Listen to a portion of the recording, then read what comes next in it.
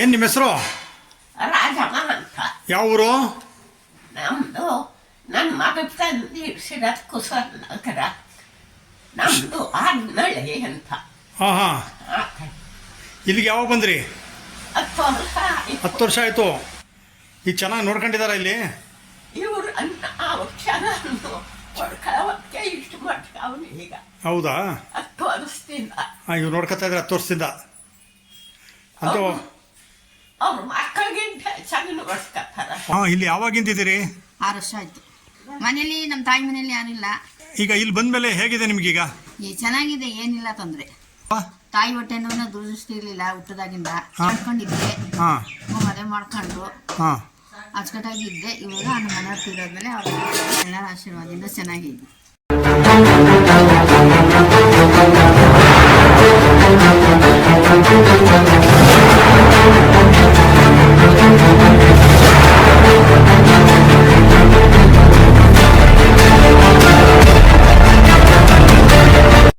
ಸ್ನೇಹಿತರೆ ನಮಸ್ಕಾರ. RKB info ಕನ್ನಡಕ್ಕೆ ಸ್ವಾಗತ. ನಾನು ನಿಮ್ಮ ರಾಜ್ಕುಮಾರ್ ಭಾವಸಾರ್. ನನ್ನ ಇದುವರೆಗಿನ ಎಲ್ಲ ವಿಡಿಯೋಗಳಿಗೆ ನೋಡಿ ಪ್ರೋತ್ಸಾಹ ಮಾಡಿದ್ದೀರಿ, ಧನ್ಯವಾದಗಳು. ಅದೇ ರೀತಿ ಈ ವಿಡಿಯೋ ಕೂಡ ನೋಡಿ, ಲೈಕ್ ಮಾಡಿ, ಶೇರ್ ಮಾಡಿ, ಕೆಳಗೆ ಕಾಣ್ತಾ ಇರುವಂತ ಸಬ್ಸ್ಕ್ರೈಬ್ ಬಟನ್ಗೆ ಪ್ರೆಸ್ ಮಾಡಿ. ಸ್ನೇಹಿತರೆ, ಇದೊಂದು ವಿಶೇಷ ಆಶ್ರಮ. ಇಲ್ಲಿ ನಿರ್ಗತಿಕ, ನಿರಾಶ್ರಿತ ವೃದ್ಧ ಮಹಿಳೆಯರಿಗೆ ಆಶ್ರಯ ನೀಡಲಾಗಿದೆ. ಬೀದಿಗಳಲ್ಲಿ ಕಂಡಲ್ಲಿ ಕಲ್ಲು ಹೊಡೆಯುತ್ತಿದ್ದು ಚಿಂದಿ ಆಯುತ್ತಿದ್ದ ನಿರ್ಗತಿಕ ಮಾನಸಿಕ ಅಸ್ವಸ್ಥರನ್ನು ಕರೆತಂದು ಆಶ್ರಯದ ಜೊತೆಗೆ ಅಗತ್ಯ ಚಿಕಿತ್ಸೆ ನೀಡಿ ಅವರನ್ನು ಎಲ್ಲರಂತೆ ಬದಲಿಸಲಾಗುತ್ತಿದೆ. ಮಾನಸಿಕ ಅಸ್ವಸ್ಥತೆಯಿಂದ ಗುಣ ಹೊಂದಿದವರನ್ನು ಅವರ ಮೂಲ ಕುಟುಂಬದವರನ್ನು ಪತ್ತೆ ಹಚ್ಚಿ ಅವರಿಗೆ ಹಸ್ತಾಂತರಿಸುವ ಕೆಲಸ ಮಾಡುತ್ತಿದೆ ಮೈಸೂರಿನ ಗ್ರೀನ್ ಡಾಟ್ ಟ್ರಸ್ಟ್. ಇದಕ್ಕಾಗಿ ಗ್ರೀನ್ ಡಾಟ್ ಟ್ರಸ್ಟ್ ಸ್ವಯಂ ಸೇವಾ ಸಂಸ್ಥೆ ಮೈಸೂರಿನ 3 ಕಡೆಗಳಲ್ಲಿ ಪ್ರತ್ಯೇಕ ಆಶ್ರಮಗಳನ್ನು ನಿರ್ವಹಿಸುತ್ತಿದೆ. ನಿರಾಶ್ರಿತ, ನಿರ್ಗತಿಕ ವೃದ್ಧ ಮಹಿಳೆಯರಿಗಾಗಿ ನೆಲೆ ವೃದ್ಧಾಶ್ರಮ, ಮಾನಸಿಕ ಅಸ್ವಸ್ಥರಿಗಾಗಿ ಆರೈಕೆ ನೀಡುವ ಮಾನಸಧಾಮ ಆರೈಕೆ ಮತ್ತು ಪುನರ್ವಸತಿ ಕೇಂದ್ರ ಹಾಗೂ ಮಾನಸಿಕ ಅಸ್ವಸ್ಥತೆಯಿಂದ ಗುಣ ಹೊಂದಿದವರಿಗೆ ಪ್ರತ್ಯೇಕವಾಗಿ ಕೌಟುಂಬಿಕ ವಾತಾವರಣ ಸೃಷ್ಟಿಸಿ ಎಲ್ಲರೊಂದಿಗೆ ಬೆರೆತು ಬಾಳುವುದನ್ನು ಕಲಿಸಲು ಮರಳಿ ಮನೆಗೆ ಪುನರ್ವಸತಿ ಕೇಂದ್ರ.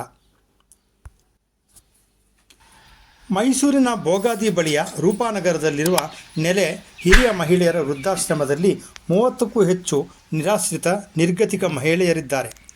ಅವರಿಗೆ ಅಗತ್ಯ ಊಟೋಪಚಾರ ನೀಡಲಾಗುತ್ತಿದೆ. ವೈದ್ಯಕೀಯ ಚಿಕಿತ್ಸೆ ಕೊಡಿಸುವ ವ್ಯವಸ್ಥೆಯೂ ಇದೆ. ಜೊತೆಗೆ ಆಂಬ್ಯುಲೆನ್ಸ್ ಕೂಡ ಇದೆ. ನೆಲೆಯಲ್ಲಿ ವೇಳಾಪಟ್ಟಿ ಪ್ರಕಾರವೇ ನಿತ್ಯದ ಚಟುವಟಿಕೆಗಳನ್ನು ಮಾಡಲಾಗುತ್ತಿದೆ. ಬೆಳಗ್ಗೆ 6:45ಕ್ಕೆ ಎಲ್ಲರನ್ನೂ ಎಬ್ಬಿಸಿ ಕಾಫಿ ಟೀ ನೀಡುವುದು, ನಂತರ ಸ್ನಾನ ಶುಚಿತ್ವ. 8:45ಕ್ಕೆ ಬೆಳಗಿನ ಉಪಹಾರ, ನಂತರ ಪತ್ರಿಕೆ ಓದುವುದು, ಧ್ಯಾನ, ಮನರಂಜನೆ, TV ವೀಕ್ಷಣೆ. ಮಧ್ಯಾಹ್ನ 1 ಗಂಟೆಗೆ ಸಾಮೂಹಿಕ ಊಟ, ನಂತರ ಎಲ್ಲರಿಗೂ ವಿಶ್ರಾಂತಿ. ಸಂಜೆ 4 ಗಂಟೆಗೆ ಟೀ ಸಮಯ, ನಂತರ ಆಶ್ರಮದ ಸಿಬ್ಬಂದಿಯೊಡನೆ ವಾಯುವಿಹಾರ. ಸಂಜೆ 5:15 ಗಂಟೆಗೆ ಮತ್ತೆ TV ವೀಕ್ಷಣೆ, ಧ್ಯಾನ, ಮನರಂಜನೆ. ರಾತ್ರಿ 8ಕ್ಕೆ ಊಟ, ನಂತರ 9:30ರವರೆಗೆ ಮನರಂಜನೆ. ವೇಳಾಪಟ್ಟಿ ಪ್ರಕಾರವೇ ಇಲ್ಲಿ ಎಲ್ಲವೂ ನಡೆಯುತ್ತದೆ. ಮನೆಯ ವಾತಾವರಣದಲ್ಲಿ ಎಲ್ಲ ವೃದ್ಧ ಮಹಿಳೆಯರು ಖುಷಿಯಿಂದ ಇರುವುದನ್ನು ಕಾಣಬಹುದು. ನಡೆಯಲಾಗದ 90 ವರ್ಷದ ಅಜ್ಜಿ ರಾಜಮ್ಮ ಇಲ್ಲಿ ಕಳೆದ 10 ವರ್ಷದಿಂದ ಆಶ್ರಯ ಪಡೆದಿದ್ದು ತಾವಿಲ್ಲಿ ಎಲ್ಲರ ನೆಮ್ಮದಿಯಿಂದ ಇರುವುದಾಗಿ ಹೇಳುತ್ತಾರೆ. ಹಾಂ ಹಾಂ. ಇಲ್ಲಿಗೆ ಯಾವಾಗ ಬಂದ್ರಿ? 10 ವರ್ಷ ಆಯಿತು. ಯಾಕೆ ಮನೇಲಿ ನೋಡ್ಕೊಳ್ಳಿಲ್ವಾ ನಿಮ್ಮನ್ನ? ಹಾಂ, ಮತ್ತೆ ಯಾಕೆ ಬಂದ್ರಿ ಇಲ್ಲಿಗೆ? ಹೌದಾ? ಈಗ ಚೆನ್ನಾಗಿ ನೋಡ್ಕೊಂಡಿದ್ದಾರಾ ಇಲ್ಲಿ? ಇವರು ಚೆನ್ನಾಗಿ ಹೊಡ್ಕೊಳ್ಳೋಕ್ಕೆ ಇಷ್ಟು ಮಟ್ಟಿಗೆ ಅವನು ಈಗ. ಹೌದಾ? 10 ವರ್ಷದಿಂದ. ಹಾಂ, ಇವ್ರು ನೋಡ್ಕೊತಾ ಇದ್ದಾರೆ 10 ವರ್ಷದಿಂದ ಅಂತೂ. ಅವ್ರ ಮಕ್ಕಳಿಗಿಂತ ಚೆನ್ನಾಗಿ ನೋಡ್ಕೊತಾರೆ. ಮಕ್ಕಳಿಗಿಂತ ಚೆನ್ನಾಗಿ ನೋಡ್ಕೊತಾ ಇದ್ದಾರೆ. ಹುಟ್ಟಿನಿಂದಲೇ ಕಣ್ಣಿಲ್ಲದ ಮತ್ತೊಬ್ಬ ಮಹಿಳೆ, ಅಂಧ ಮಹಿಳೆ ಮೈಸೂರಿನ ಲಲಿತಮ್ಮ ಕೂಡ ಇಲ್ಲಿ ನೆಲೆಸಿದ್ದು ತನ್ನನ್ನು ಸಂಸ್ಥೆಯವರು ಚೆನ್ನಾಗಿ ನೋಡಿಕೊಳ್ಳುತ್ತಿದ್ದಾರೆ ಎಂದು ಖುಷಿಯಿಂದ ಕಾಲ ಕಳೆಯುತ್ತಿರುವುದಾಗಿ ನಗುನಗುತ್ತಲೇ ಹೇಳ್ತಾರೆ. ಏನು ನಿಮ್ಮ ಹೆಸರು? ಲಲಿತಾ. ಯಾವ ಊರು? ಮೈಸೂರೇನೆ, ಕೆಸರೆ. ಹಾಂ, ಇಲ್ಲಿ ಯಾವಾಗಿಂದಿದ್ದೀರಿ? 6 ವರ್ಷ ಆಯಿತು. 6 ವರ್ಷದಿಂದ ಇಲ್ಲೇ ಇದ್ದೀರಾ? ಯಾಕೆ ಮನೇಲಿ? ಮನೇಲಿ ನಮ್ಮ ತಾಯಿ ಮನೇಲಿ ಯಾರಿಲ್ಲ. ಹಾಂ, ಈಗ ಇಲ್ಲಿ ಬಂದಮೇಲೆ ಹೇಗಿದೆ ನಿಮಗೀಗ? ಚೆನ್ನಾಗಿದೆ, ಏನಿಲ್ಲ ತೊಂದರೆ. ಎಲ್ಲ ಚೆನ್ನಾಗಿ ನೋಡ್ಕೊತಾ ಇದ್ದಾರಾ? ನೋಡ್ಕೊತಾರೆ, ಏನಿಲ್ಲ ಸರ್.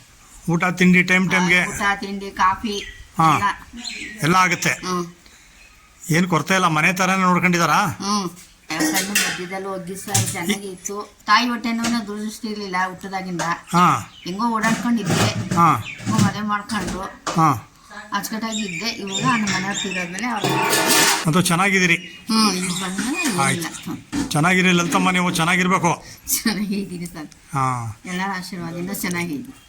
ನಾವು ನೆಲೆ ವೃದ್ಧಾಶ್ರಮ ಅಂತ ನಾವು 2014ರಲ್ಲಿ ಪ್ರಾರಂಭ ಮಾಡಿದ್ವಿ. ಇದು ದಾಸನಕೊಪ್ಪಲು ಮುಖ್ಯ ರಸ್ತೆ ರೂಪಾನಗರದಲ್ಲಿ ಇದೆ. ಇಲ್ಲಿ ಮಹಿಳೆಯರಿಗಾಗಿ ನಾವು ಸೀನಿಯರ್ ಮಾತ್ರ ಒಂದು ಕೇಂದ್ರವನ್ನ ಪ್ರಾರಂಭ ಮಾಡಿದ್ವಿ. ಈಗಾಗಲೇ ಇದು ಒಂದು 10 ವರ್ಷಗಳು ಸೇವೆಯನ್ನ ಸಲ್ಲಿಸ್ತಾ ಬಂದಿದ್ದೀವಿ. ಇಲ್ಲಿ ಮುಖ್ಯವಾಗಿ ಏನಂತ ಹೇಳಿದ್ರೆ, ತುಂಬಾ ವಯಸ್ಸಾದಂತ ಮಹಿಳೆಯರು, ಒಂದು ಅವ್ರಿಗೇನಾದ್ರೂ ಸ್ಟ್ರೋಕ್ ಆಗಿರ್ಬಹುದು ಅಥವಾ ಅವರ ಕೊನೆಗಾಲದಂತ ಏನಾದರೂ ಆರೋಗ್ಯ ಸಮಸ್ಯೆಗಳಿರ್ಬೋದು, ಅಂಥವ್ರು ಮನೆಗಳಲ್ಲಿ ನೋಡ್ಕೊಳಕ್ಕಾಗದೆ ಅಂತ ಪರಿಸ್ಥಿತಿಯಲ್ಲಿ ನಮ್ಮಲ್ಲಿಗೆ ಅವ್ರನ್ನ ಕರ್ಕೊಂಡು ಬಂದು ಬಿಟ್ಟಿರ್ತಾರೆ. ಅವ್ರಿಗೆ ನಾವು ಬೇಕಾದಂತಹ ಆರೈಕೆ ಮತ್ತೆ ಮನೋಸ್ಥೈರ್ಯ ಇಂಥದನ್ನೆಲ್ಲ ಅವರಿಗೆ ತುಂಬಿ ಅವರು ಕೊನೆ ಉಸಿರಿರೋ ತನಕ ನಮ್ಮಲ್ಲಿ ನೋಡ್ಕೊಳ್ಳೋ ಒಂದು ವ್ಯವಸ್ಥೆ ನಾವು ಮಾಡಿದ್ದೀವಿ. ಸ್ನೇಹಿತರೆ, ಮಾನಸಿಕ ಅಸ್ವಸ್ಥರಿಗೆ ಆಶ್ರಯ ನೀಡುತ್ತಿರುವ ಮಾನಸಧಾಮ ಇದು. ಬೀದಿಗಳಲ್ಲಿ ಕಂಡ ಕಡೆ ಕಲ್ಲು ಹೊಡೆಯುವುದು, ಕೊಳಕು ಬಟ್ಟೆ ಹಾಕಿಕೊಂಡು ಬಾಯಿಗೆ ಬಂದದ್ದನ್ನು ಹೇಳಿಕೊಳ್ಳುತ್ತಾ ಚಿಂದಿ ಆಯುವ ಮಾನಸಿಕ ಅಸ್ವಸ್ಥರಿಗೆ ಇಲ್ಲಿ ಆಶ್ರಯ ನೀಡಲಾಗಿದೆ. ಗ್ರೀನ್ ಡಾಟ್ ಸಂಸ್ಥೆಯ ಸಿಬ್ಬಂದಿ ಮಾಹಿತಿ ಆಧರಿಸಿ ಬೀದಿಗಳಲ್ಲಿ ಸುತ್ತಿ ಅಂತಹ ಮಾನಸಿಕ ಅಸ್ವಸ್ಥರನ್ನು ಹಿಡಿದು ಕರೆತಂದು ಇಲ್ಲಿ ಆಶ್ರಯ ನೀಡಿ ಅವರಿಗೆ ಅಗತ್ಯವಿರುವ ಚಿಕಿತ್ಸೆ ನೀಡುತ್ತಿದ್ದಾರೆ. ಇವರ ಪ್ರೀತಿಯ ಆರೈಕೆ ಮತ್ತು ವೈದ್ಯಕೀಯ ಚಿಕಿತ್ಸೆಯಿಂದ ಮಾನಸಿಕ ರೋಗಿಗಳು ಪರಿವರ್ತನೆ ಹೊಂದುತ್ತಿದ್ದಾರೆ. ಅವರನ್ನು ಹೊಸ ಮನುಷ್ಯರನ್ನಾಗಿಸಿ ಸಮಾಜದಲ್ಲಿ ಅವರು ಎಲ್ಲರೊಡನೆ ಬೆರೆತು ಸಹಜೀವನ ನಡೆಸುವ ರೀತಿಯಲ್ಲಿ ಅವರನ್ನು ಬದಲಾಯಿಸುತ್ತಿದ್ದಾರೆ. ಯಾರಿಗೂ ಬೇಡವಾಗುವ ಮಾನಸಿಕ ಅಸ್ವಸ್ಥ ರೋಗಿಗಳಿಗೆ ಉಪಚರಿಸುವುದೆಂದರೆ ಅಷ್ಟು ಸುಲಭದ ಕೆಲಸವಲ್ಲ. ಅಂತಹ ಕಠಿಣ ಕೆಲಸವನ್ನು ಗ್ರೀನ್ ಡಾಟ್ ಟ್ರಸ್ಟ್ ಯಶಸ್ವಿಯಾಗಿ ಮಾಡುತ್ತಾ ಬಂದಿದೆ. ಮಾನಸಧಾಮ ನಿರಾಶ್ರಿತ ಮಾನಸಿಕ ಅಸ್ವಸ್ಥ ವ್ಯಕ್ತಿಗಳನ್ನಾಗಿ ನಾವು ಈ ಒಂದು ಕಾರ್ಯಕ್ರಮವನ್ನ ಮಾಡಿದ್ವಿ.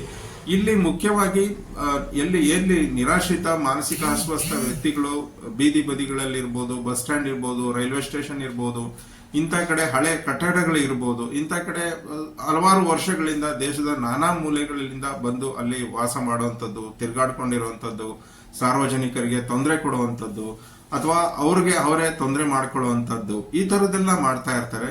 ಇಂಥ ನಿರಾಶ್ರಿತ ಮಾನಸಿಕ ಅಸ್ವಸ್ಥ ವ್ಯಕ್ತಿಗಳನ್ನ ಅಲ್ಲಿನ ಸ್ಥಳೀಯರಿರ್ಬೋದು ಅಥವಾ ಸ್ಥಳೀಯ ಪೊಲೀಸ್ ಠಾಣೆಗಳಿರ್ಬೋದು ಅಥವಾ ಸ್ಥಳೀಯ ಸಂಘ ಸಂಸ್ಥೆಗಳಿರ್ಬೋದು, ಅಂಥವ್ರು ಇಂಥವ್ರನ್ನೆಲ್ಲ ಗುರುತಿಸಿ ನಮ್ಮ ಸಂಸ್ಥೆಗೆ ಕರ್ಕೊಬಂದು ಬಿಡುವಂತ ಒಂದು ವ್ಯವಸ್ಥೆ ಇದೆ.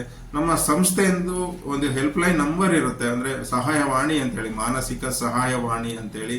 ಅದು ಎಲ್ಲ ಸ್ಥಳೀಯ ಪೊಲೀಸ್ ಠಾಣೆಗಳು ಮತ್ತೆ ಮೈಸೂರಿನ ಎಲ್ಲ ಇರುವಂತಹ ಪೊಲೀಸ್ ಠಾಣೆಗಳಲ್ಲಿ ನಾವು ಈಗ ಆಲ್ರೆಡಿ ಅದನ್ನ ಪ್ರಚಾರ ಮಾಡಿದ್ದೇವೆ. ಆ ನಂಬರ್ಗೆ ಕರೆ ಮಾಡ್ತಾರೆ.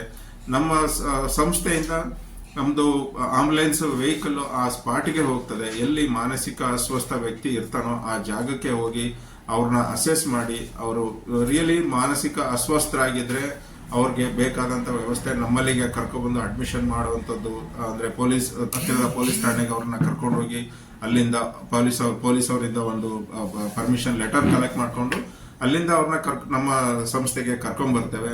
ಅಕಸ್ಮಾತ್ ಅವರು ಮಾನಸಿಕ ಅಸ್ವಸ್ಥ ವ್ಯಕ್ತಿ ಅಲ್ಲದೆ ನಾರ್ಮಲ್ ನಿರಾಶ್ರಿತರಾಗಿದ್ರೆ, ಅಂದ್ರೆ ಸಾಮಾನ್ಯ ನಿರಾಶ್ರಿತ ವ್ಯಕ್ತಿಗಳಾಗಿದ್ರೆ, ನಿರಾಶ್ರಿತರ ಪರಿಹಾರ ಕೇಂದ್ರ ಅಂತಿದೆ ಗವರ್ಮೆಂಟ್ ಇಂದ ನಡೆಸುವಂಥದ್ದು, ಅಂತ ಕಡೆಗೆ ಅವ್ರನ್ನ ನಾವು ರೆಫರ್ ಮಾಡ್ತೇವೆ. ನಮ್ಮಲ್ಲಿಗೆ ಅವ್ರನ್ನ ಮಾನಸಿಕ ಅಸ್ವಸ್ಥ ವ್ಯಕ್ತಿ ಆಗಿದ್ದು ನಮ್ಮ ಕೇಂದ್ರಕ್ಕೆ ಕರ್ಕೊಂಡ್ಬಂದ ನಂತರ ಅವ್ರಿಗೆ ಸ್ನಾನದ ವ್ಯವಸ್ಥೆ ಇರ್ಬೋದು, ಹೊಸ ಬಟ್ಟೆಗಳನ್ನ ಅವ್ರಿಗೆ ನೀಡುವಂಥದ್ದು ಮಾಡಿ, ಅದನ್ನ 2ನೇ ದಿನಕ್ಕೆ ಅವ್ರನ್ನ ನಾವು ಕೇರ್ ಹಾಸ್ಪಿಟ್ಲಿಗೆ, ಅವ್ರನ್ನ ಸೈಕ್ಯಾಟ್ರಿ ಡಿಪಾರ್ಟ್ಮೆಂಟಿಗೆ ನಾವು ಇವ್ಯಾಲ್ಯೂಯೇಷನ್ಗೆ ಕರ್ಕೊಂಡು ಬರ್ತೇವೆ. ಅಲ್ಲಿ ಅವ್ರದ್ದು ಇವ್ಯಾಲ್ಯೂಯೇಷನ್ ಎಲ್ಲ ಮಾಡಿ ಅವ್ರಿಗೆ ಏನು ಕಾಯಿಲೆಗಳಿರ್ಬೋದು ಅನ್ನೋದ್ರ ಬಗ್ಗೆ ಅಲ್ಲಿಂದ ನಮಗೆ ಡೈರೆಕ್ಷನ್ಸ್ ಮೇಲೆ ನಾವು ಅವ್ರಿಗೆ ಮೆಡಿಸಿನ್ಸ್ ಅದನ್ನೆಲ್ಲ ಔಷಧಿ ಪ್ರಾರಂಭ ಮಾಡುವಂಥದ್ದನ್ನು ಮಾಡ್ತೇವೆ. ನಮ್ಮಲ್ಲಿ ಒಂದ್ಸಲ ಅವರು ಮಾನಸಿಕ ಅಸ್ವಸ್ಥ ವ್ಯಕ್ತಿಗಳು ಅಡ್ಮಿಷನ್ ಆಯ್ತಂದ್ರೆ ಕಳೆದ 3 ರಿಂದ 6 ತಿಂಗಳು ಅಥವಾ 1 ವರ್ಷದ ಟೈಮ್ನಲ್ಲಿ ಅವರು ಸ್ಟೇಬಲ್ ಆಗುವಂತ ಒಂದು ಸುಧಾರಣೆ ಕಂಡು ಬರ್ತದೆ. ಒಂದು ಸಲ ಅವರ ಮಾನಸಿಕ ಅಸ್ವಸ್ಥತೆಯಲ್ಲಿ ಸುಧಾರಣೆ ಕಂಡು ಬಂದ ನಂತರ ನಾವು ಅವರ ಮನೆ ಮಠ ಅಥವಾ ಅವರ ಫ್ಯಾಮಿಲಿ ಕುಟುಂಬದ ಬಗ್ಗೆ ಎಲ್ಲ ನಾವು ಸಾಕಷ್ಟು ವಿಚಾರಗಳನ್ನ ಕಲೆ ಹಾಕ್ತಾ ಹೋಗ್ತೇವೆ. ಸಂಸ್ಥೆಯ ಮತ್ತೊಂದು ಕೆಲಸ ಎಂದರೆ ಮಾನಸಿಕ ಅಸ್ವಸ್ಥ ರೋಗಿಗಳು ಗುಣ ಹೊಂದಿ ಎಲ್ಲರಂತೆ ಪರಿವರ್ತನೆಯಾದ ಬಳಿಕ ಅವರಿಗೆ ಉದ್ಯೋಗ ದೊರಕಿಸಿ ಅವರು ಎಲ್ಲರೊಡನೆ ಸಹಬಾಳ್ವೆ ನಡೆಸಲು ಪ್ರೇರೇಪಿಸುವ ನಿಟ್ಟಿನಲ್ಲಿ ಅವರಿಗೆಂದೇ ಮರಳಿ ಮನೆಗೆ ಎಂಬ ಆರೈಕೆ ಕೇಂದ್ರವೂ ಇದೆ. ಇಲ್ಲಿ ಆಶ್ರಿತ ಯುವಕರು ಬಹುತೇಕರು ಬಿಹಾರ, ಉತ್ತರ ಪ್ರದೇಶ ಇನ್ನಿತರ ರಾಜ್ಯದವರೇ ಆಗಿದ್ದಾರೆ. ರೈಲ್ವೆ ನಿಲ್ದಾಣ, ಬಸ್ ನಿಲ್ದಾಣಗಳಲ್ಲಿ, ರಸ್ತೆಗಳಲ್ಲಿ ಸಾರ್ವಜನಿಕರಿಗೆ ಕಿರಿಕಿರಿ ಉಂಟು ಮಾಡುತ್ತಿದ್ದವರು ಇವರು. ಈಗ ಮಾನಸಿಕ ಅಸ್ವಸ್ಥತೆಯಿಂದ ಗುಣ ಹೊಂದಿ ಮೈಸೂರಿನಲ್ಲಿ ಟೀ ಮಾಡುತ್ತಿದ್ದಾರೆ, ಮಾಂಸದ ಅಂಗಡಿಗಳಲ್ಲಿ ಕೆಲಸ ಮಾಡುತ್ತಿದ್ದಾರೆ. ತಮಗೆ ಯಾವುದು ಇಷ್ಟವೋ ಅಂತಹ ಕೆಲಸ ಮಾಡಿ ಹಣ ಸಂಪಾದಿಸುವ ಮಟ್ಟಕ್ಕೆ ಬದಲಾಗಿದ್ದಾರೆ. ಇವರೆಲ್ಲರನ್ನೂ ಮರಳಿ ಮನೆಗೆ ಆರೈಕೆ ಕೇಂದ್ರದಲ್ಲಿ ಆಶ್ರಯ ನೀಡಲಾಗಿದೆ. ಮಾನಸಿಕ ಅಸ್ವಸ್ಥತೆಯಿಂದ ಗುಣ ಹೊಂದಿದವರನ್ನು ಅವರ ಮೂಲ ಕುಟುಂಬದವರನ್ನು ಪತ್ತೆ ಹಚ್ಚಿ ಅವರಿಗೆ ಹಸ್ತಾಂತರಿಸುವ ಜವಾಬ್ದಾರಿಯುತ ಕೆಲಸವನ್ನು ಸಂಸ್ಥೆಯ ಮುಖ್ಯಸ್ಥ ಡಾಕ್ಟರ್ ಕಾಂತರಾಜು ನಿರ್ವಹಿಸುತ್ತಿದ್ದಾರೆ. ಈಗಾಗಲೇ ಅನೇಕರನ್ನು ಬಿಹಾರ, ಉತ್ತರ ಪ್ರದೇಶ ಮತ್ತಿತರ ಕಡೆಗಳಿಗೆ ಕರೆದೊಯ್ದು ಅವರ ಮೂಲ ಕುಟುಂಬದವರಿಗೆ ಒಪ್ಪಿಸುವ ಕೆಲಸವನ್ನು ಯಶಸ್ವಿಯಾಗಿ ಮಾಹಿತಿ ಪ್ರಕಾರದ ಮೇಲೆ ನಾವು ಅವರ ಮೂಲ ಕುಟುಂಬನ ಹುಡುಕ್ಲಿಕ್ಕೆ ನಾವು ಪ್ರಾರಂಭ ಮಾಡ್ತೇವೆ. ಜೊತೆಗೆ ಅದೇ ಟೈಮ್ನಲ್ಲಿ ಅವ್ರಿಗೆ ಆಧಾರ್ ಕಾರ್ಡ್ ಮಾಡಿಸುವಂಥದ್ದು, ಈ ತರದ್ದು ವ್ಯವಸ್ಥೆ ಮಾಡ್ಲಿಕ್ಕೆ ನಾವು ಹೋದಾಗ ಅವ್ರದ್ದು ಮೊದಲೇ ಏನಾದರೂ ಆಧಾರ್ ಕಾರ್ಡ್ ಇತ್ತು ಅಂತ ಹೇಳಿದ್ರೆ ನಮಗೆ ಅವರ ಒರಿಜಿನಲ್ ಆಧಾರ್ ಕಾರ್ಡ್ ಸಿಗುತ್ತೆ. ಆ ಆಧಾರ್ ಕಾರ್ಡ್ ನಲ್ಲಿ ಅವ್ರದ್ದು ಒರಿಜಿನಲ್ ಅಡ್ರೆಸ್ ಇದ್ಮೇಲೆ ನಾವು ಆ ಒರಿಜಿನಲ್ ಅಡ್ರೆಸ್ ಅವ್ರಿಗೆ ಕಾಂಟ್ಯಾಕ್ಟ್ ಮಾಡುವಂಥದ್ದು ಆ ಪ್ರಕ್ರಿಯೆ ಕೂಡ ನಾವು ಮಾಡ್ತೇವೆ. ಸೊ ಒಂದು ಸಲ ಅವರು ಸುಧಾರಣೆ ಕಂಡು ಬಂದು ಅವ್ರ ಆರೋಗ್ಯದಲ್ಲಿ ಚೆನ್ನಾಗಿ ಆದ ನಂತರ ಅವ್ರ ಫ್ಯಾಮಿಲಿ ಅವ್ರನ್ನ ಹುಡುಕಿ ಅಲ್ಲಿಗೆ ನಾವು ಕರ್ಕೊಂಡು ಹೋಗೋ ಬಿಡುವಂಥದ್ದು ದೇಶದ ಎಲ್ಲ ರಾಜ್ಯಗಳಲ್ಲೂ ನಾವು ಈಗಾಗಲೇ ಬಿಟ್ಟಿದ್ದೇವೆ. ಕೇರಳ ಇರ್ಬೋದು, ಮಹಾರಾಷ್ಟ್ರ ಇರ್ಬೋದು, ಕರ್ನಾಟಕದಲ್ಲಿ ಇರ್ಬೋದು, ಉತ್ತರ ಪ್ರದೇಶ, ವೆಸ್ಟ್ ಬೆಂಗಾಲ್, ಹೀಗೆ ತುಂಬಾ ಆಲ್ಮೋಸ್ಟ್ ದೇಶದ ಎಲ್ಲ ರಾಜ್ಯಗಳಲ್ಲೂ ನಮ್ಮ ನೆಟ್ವರ್ಕ್ ಇರೋದ್ರಿಂದ ನಾವು ಅವ್ರನ್ನ ಕರ್ಕೊಂಡೋಗಿ ಬಿಡುವಂತ ಒಂದು ವ್ಯವಸ್ಥೆ ಮಾಡಿದ್ದೇವೆ. ಈಗ ರೀಸೆಂಟ್ ಆಗಿ ನಾವು ಕೂಡ ವೆಸ್ಟ್ ಬೆಂಗಾಲ್ನಲ್ಲಿ ಮುರ್ಸಿದಾಬಾದ್ ಜಿಲ್ಲೆನಲ್ಲಿ ಇಬ್ರು ಕ್ಲೈಂಟ್ಸ್, ಒಬ್ಬೊಬ್ರು ಲೇಡಿ ಮತ್ತೆ ಒಬ್ರು ಗಂಡಸನ್ನ ನಾವು ನಮ್ಮ ಸಂಸ್ಥೆಯ ಟೀಮ್ ಹೋಗಿ ಬಿಟ್ಟು ಬಂದಿದೆ. ಸೊ ಇಲ್ಲಿ ತನಕ ಸುಮಾರು 166 ಜನ ಮಾನಸಿಕ ಅಸ್ವಸ್ಥರನ್ನ ನಾವು ಈಗ ಆಗ್ಲೇ ನಾವು ರೆಸ್ಕ್ಯೂ ಮಾಡಿದ್ದೇವೆ.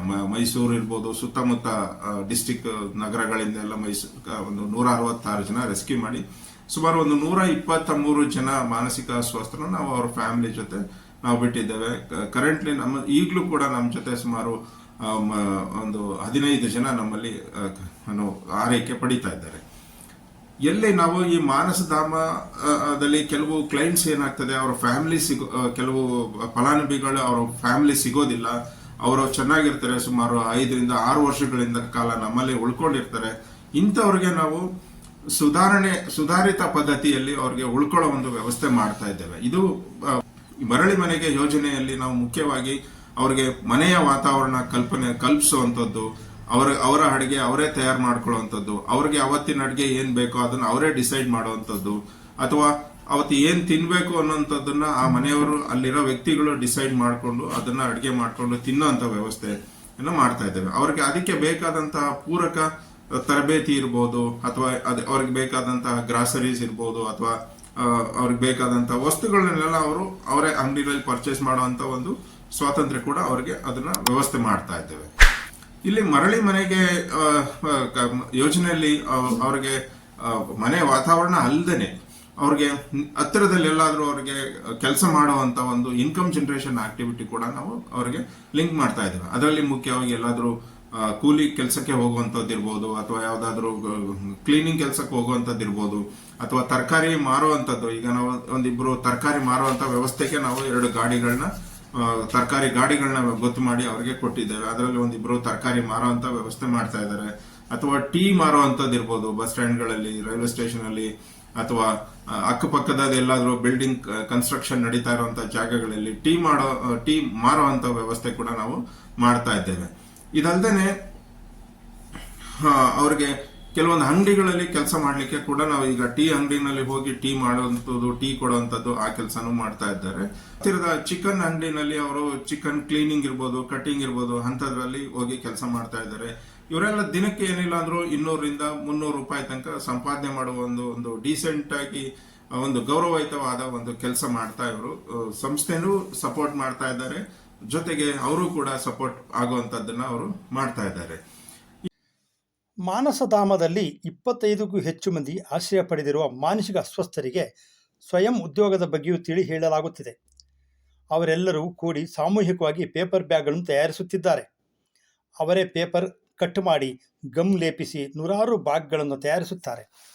ಸಂಸ್ಥೆಯು ಆ ಪೇಪರ್ ಬ್ಯಾಗ್ಗಳನ್ನು ಹಾಪ್ಕಾಮ್ಸ್ ಮಳಿಗೆಗಳಿಗೆ, ಅಂಗಡಿ, ಹೋಟೆಲ್ಗಳಿಗೆ ಮಾರಾಟ ಮಾಡಿ ಅದರಿಂದ ಬರುವ ಹಣದಲ್ಲಿ ಆಹಾರ ಸಾಮಗ್ರಿಗಳಿಗೆ ಉಪಯೋಗಿಸುತ್ತಿದ್ದಾರೆ.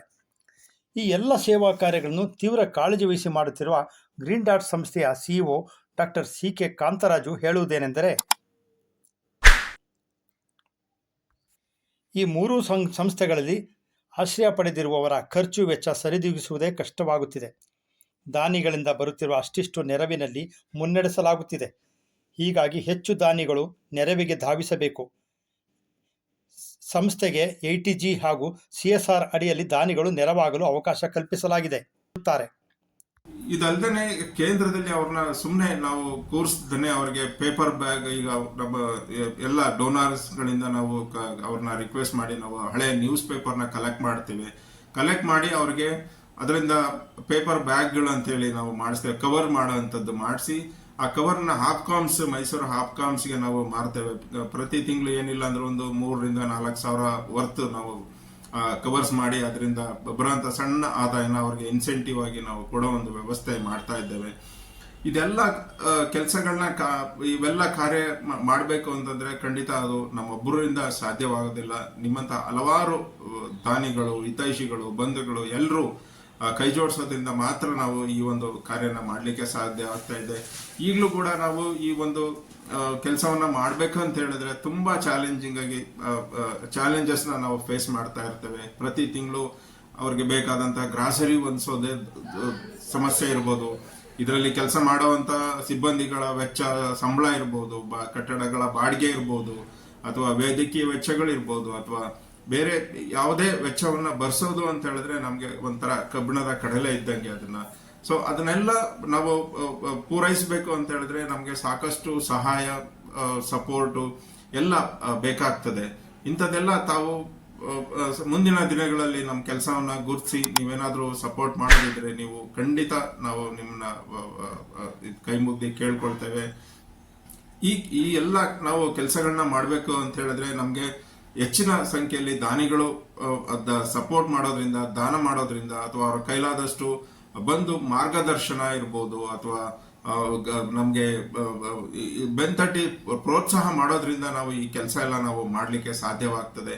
ಆದ್ರಿಂದ ನಿಮ್ಗೆ ಏನು ಸಾಧ್ಯನೋ ನಿಮ್ಮ ಕೈನಲ್ಲಿ ಒಂದು ಹಳೆ ನ್ಯೂಸ್ ಪೇಪರ್ ಕೊಡ್ಬೋದು, ಅಥವಾ ಗ್ರಾಸರೀಸ್ ಕೊಡ್ಬೋದು, ಅಥವಾ ಒಂದ್ ತಿಂಗಳು ವೈದ್ಯಕೀಯ ವೆಚ್ಚನ ನೀವು ನಮ್ಗೆ ಕೊಡಿಸ್ಬೋದು, ಅಥವಾ ಒಂದ್ ತಿಂಗಳು ಒಬ್ಬ ಬಂದು ಸಂಬಳ ನೀವು ನೀಡ್ಬೋದು, ಅಥವಾ ಬಾಡಿಗೆ ನೀಡ್ಬೋದು. ಈ ತರ ಹಲವಾರು ಆಪ್ಷನ್ಸ್ ಇರುತ್ತೆ. ನಿಮ್ಗೆ ಯಾವ ತರ ಬೇಕಾದ್ರೂ ನೀವು ಬಂದು ಸಪೋರ್ಟ್ ಮಾಡ್ಬೋದು. ಅದಲ್ದೇನೆ ನಿಮ್ಮ ಮದುವೆ ವಾರ್ಷಿಕೋತ್ಸವಗಳಿರ್ಬೋದು, ನಿಮ್ಮ ಮಕ್ಕಳು ಬರ್ತ್ಡೇ ಇರ್ಬೋದು, ಅಥವಾ ತಮ್ಮ ಬರ್ತ್ಡೇ ಇರ್ಬೋದು, ಅಥವಾ ನಿಮ್ಮ ಹಿರಿಯರನ್ನ ನೆನ್ಸ್ಕೊಳ್ಳೋದಿಕ್ಕೆ ಯಾವ್ದಾದ್ರು ಒಂದು ದಿನ ಅಂತ ಇರ್ಬೋದು. ಅಂತ ದಿನಗಳೆಲ್ಲ ನೀವು ಬಂದು ನಮ್ಮ ಎಲ್ಲ ಫಲಾನುಭವಿಗಳ ಜೊತೆ ನೀವು ಮುಕ್ತವಾಗಿ ಮಾತನಾಡಿ ಅವ್ರ ಜೊತೆ ನೀವು ಹಂಚ್ಕೊಂಡ್ರೆ ಅದಕ್ಕಿಂತ ದೊಡ್ಡ ಸಪೋರ್ಟ್ ಬೇರೇನಿಲ್ಲ ಅಂತ ಹೇಳಿ ನಾನು ಈ ಸಂದರ್ಭದಲ್ಲಿ ಹೇಳ್ತಾ ಇದ್ದೇನೆ.